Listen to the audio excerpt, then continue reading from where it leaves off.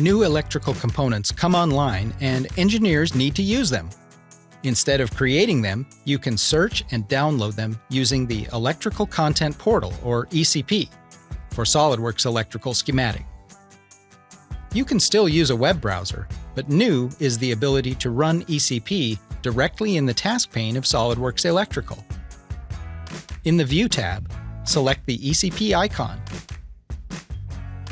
In the ECP, you see what are the newly added items and what sections are updated. Let's search for Wago libraries, and you will get the list of libraries available for download.